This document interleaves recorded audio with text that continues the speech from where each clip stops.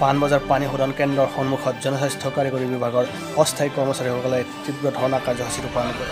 তেওঁলোকৰ দীৰ্ঘদিনীয়া দাবীসমূহ চৰকাৰে পূৰণ নকৰাৰ পৰিপ্ৰেক্ষিতত তেওঁলোকে ধৰ্ণা কাৰ্যসূচী ৰূপায়ণ কৰে। তেওঁলোকে বিভিন্ন শ্লোগান দি ধৰ্ণা কাৰ্যসূচী উত্তাল কৰিবলৈ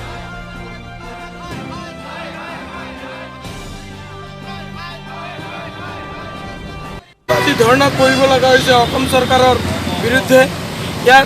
ইয়াৰ মূল কাৰণ হ'ল আমি দিনে নিশাই জনস্বাস্থ্য কাৰিকৰীক সেৱা জনাই আছোঁ আৰু আমাক আজিলৈকে চৰকাৰে এই সেৱাৰ বিনিময়ত আমাৰ প্ৰাপ্য যিটো আদায় দিব লাগে সেইটো আমাক দিয়া নাই।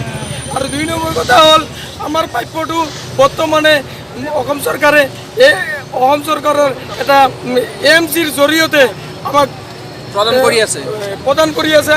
এই প্ৰদানৰ আমি কৈ আছোঁ যে চৰকাৰী বিভাগীয়ভাৱে আমাৰ এটা ফাইল গৈছিলে। ফাইল এটা 2014 চনত কেবিনেট হৈছিলে। কেবিনেটত আৰু ডিচিশ্যন লৈ পেলাই এটা ফাইল গৈছে, বাজেটো হৈছে আমাক 9,000 টকা ফিক্স পেৰেক কৰি দিব বুলি তেখেতসকলে 20 আৰু 21 চনৰ বাজেট অধিৱেশনত আমাক প্ৰতিশ্ৰুতি দিছিলে। সেইমতে আমাৰ কামখিনি হোৱা নাই। বৰ্তমানেও আমাৰ চলিত বাজেট ছেছন গ'ল, আজিলৈকে আমাৰ বিষয়ে একো ধৰণৰ ফলপ্ৰসূ দেখা নাই। সেইকাৰণে আমি জনস্বাস্থ্য কাৰিকৰী বিভাগৰ মন্ত্ৰী মহোদয়ক আৰু মাননীয় মুখ্যমন্ত্ৰী বিত্তমন্ত্ৰীক কৈ আছোঁ, আমাৰ যিটো বিত্তীয় খেলি মেলি কৰি আছে সেইকাৰণে আমাৰ প্ৰাপ্যখিনি ন্যায্য প্ৰাপ্য সেইখিনি আপোনালোকে চিন্তা কৰি বিবেচনা কৰি আমাৰ প্ৰাপ্যখিনি সোনকালে দিয়ক। নহ'লে আমাৰ পৰিয়ালবৰ্গ লৈ পেলাই আমি বৃহত্তৰ আন্দোলন কৰিব লগা হৈছে। কাৰণ কি যি দ্ৰব্য মূল্য বৃদ্ধিত আমাক জুৰুলা কৰি পেলাইছে।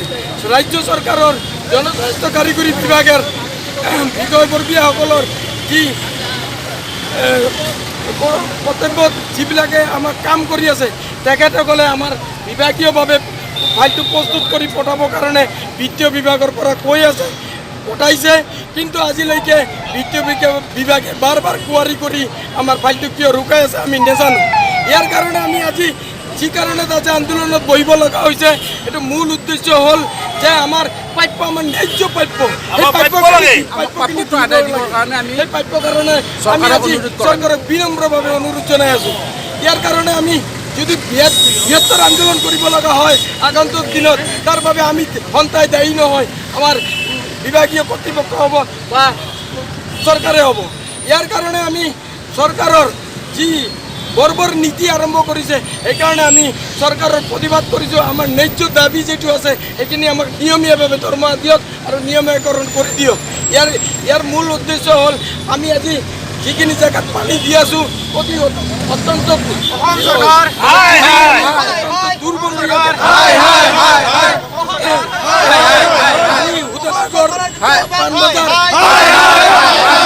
জালুকবাৰী পানী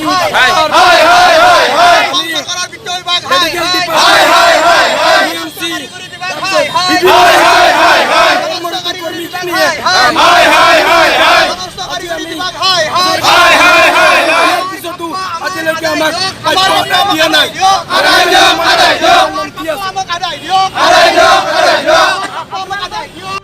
124 জন আছে অস্থায়ী কৰ্মচাৰী, সেইখিনি মূল দাবী আমাৰ। দাবীটো হ'ল আমাৰ নিয়মীয়াকৰণ কৰি আমাৰ প্ৰাপ্য আমাক দিব লাগে।